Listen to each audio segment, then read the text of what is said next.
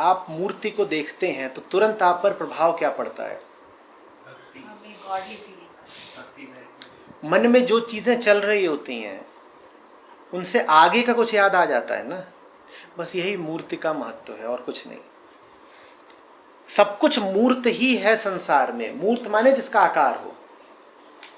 संसार में सब कुछ मूर्त ही है, उसका रूप रंग आकार है। जिस भी चीज का रूप रंग आकार है वो एक मूर्ति है। ये भी एक मूर्ति है, बस ये वो मूर्ति नहीं है जिसकी पूजा की जाती है। ये सब जितनी बैठी हैं यहाँ पे सब मूर्तियां हैं। ये सब क्या है? ये मूर्तियां हैं। तो हमारे मन में मूर्तियां ही मूर्तियां भरी रहती हैं, पर वो सारी मूर्तियां हमें संसार में और ज्यादा बांध कर रखती हैं, है ना। आप जितनी भी मूर्तियां देखते हो, आप बाजार निकलते हो, मूर्तियां ही मूर्तियां हैं। हर बाजार एक मूर्ति है, हर इंसान एक मूर्ति है, ठेला मूर्ति है, खाना मूर्ति है। जिस भी चीज का रूप रंग आकार है वो एक मूर्ति। और ये जितनी मूर्तियां ये क्या करती हैं? ये हमको बांध लेती हैं, भींच लेती हैं, पकड़ लेती हैं, ठीक है। और आंखें जब भी देखेंगी क्या देखेंगी? क्या वो निराकार को देखेंगी? वो हमेशा किसी मूर्त वस्तु को ही देखेंगी ना। हर वस्तु मूर्त होती है।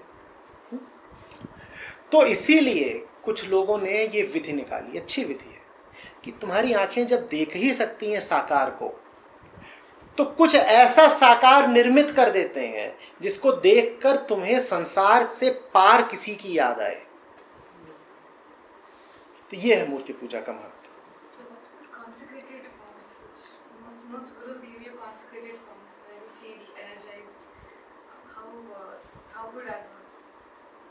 देखो वो तो तुम्हारे ऊपर है। तुम सो जाते हो फिर उनकी क्या कीमत है?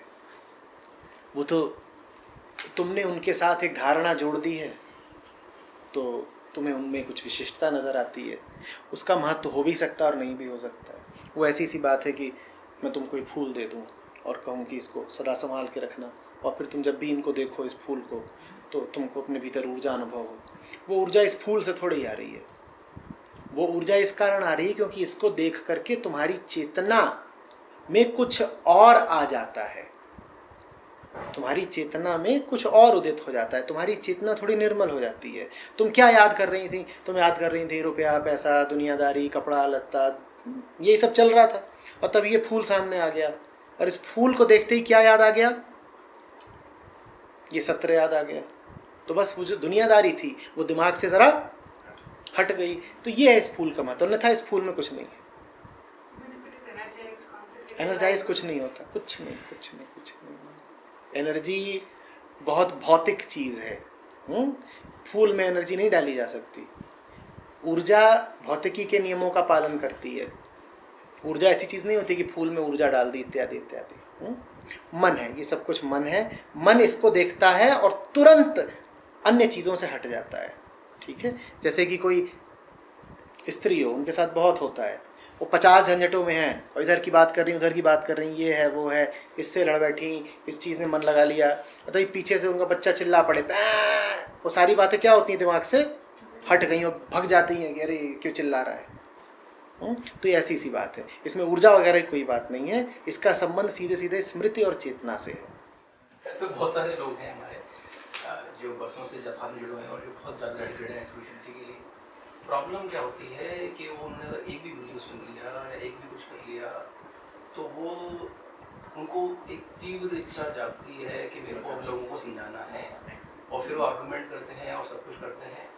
और आप क्या कह रहे हैं कि किसी ने अगर आध्यात्मिक तरह का कोई भी नई बात जान ली, कोई नई बात जान ली, हाँ, तो एक तीव्र इच्छा उठती है मन में कि जाके अब मैं औरों को बताऊं। वो उठेगी। उसको आप सिर्फ बुरी दृष्टि से मत देखिए।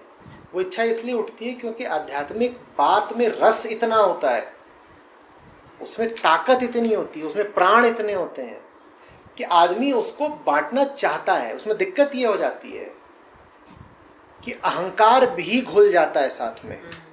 ये ऐसा है कि जैसे आप बांटना तो चाहते हो अमृत, लेकिन बांटने की प्रक्रिया में, या कह लीजिए कि जिस पात्र के माध्यम से बांट रहे हो वो पात्र दूषित हो, तो पहली जो आपके भीतर इच्छा उठती है बांटने की, वो इसलिए उठती क्योंकि आपको जो मिला है वो इतना अनूठा है कि आप उसको पी करके रह ही नहीं सकते, आपको डकार मारनी ही पड़ेगी, आपको दूसरों को सुनाना ही पड़ेगा कि मुझे कुछ मिला है।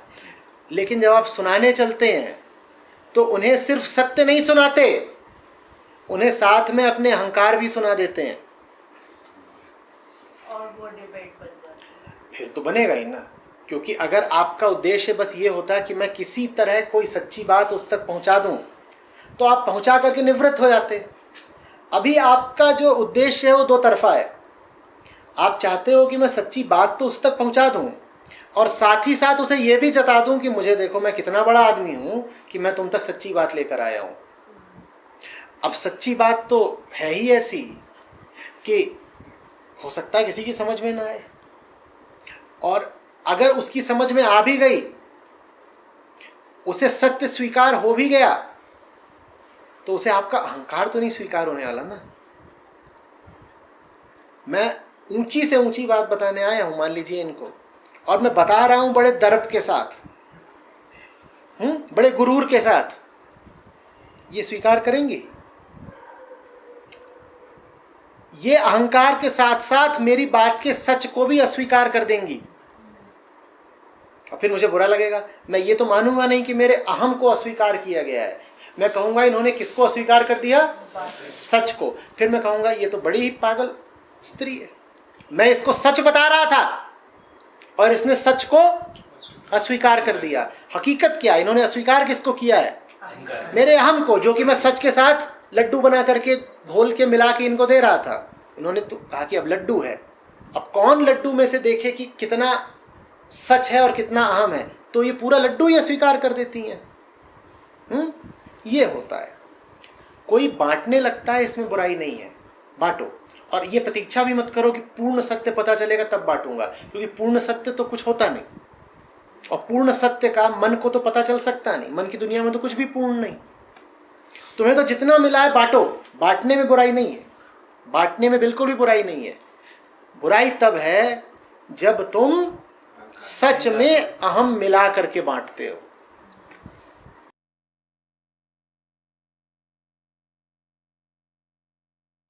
तुम्हारा काम से नाता क्या है? तुम काम करते रहते हो या पैसे ही गिनते हो? जैसे पूछूंगा कि तुम काम भी करते हो या पैसे ही गिनते रहते हो? और पैसे ही गिनते रहते हो तो काम कब करते हो? पैसों को हटाओ अभी एक बार को, तुम्हारा काम से क्या नाता है? अगर तुम्हारा काम से यही नाता है कि तुम ये कह रहे हो कि मैं X यूनिट काम करूंगा और Y यूनिट मुझे तनख्वाह मिल जाएगी, तो ठीक है, X और Y का जो संतुलन है उसको बना के रखो। X डालूंगा, Y मिलेगा। फिर तो ये सीधा सीधा एक लेन देन है, व्यापार है, कर लो।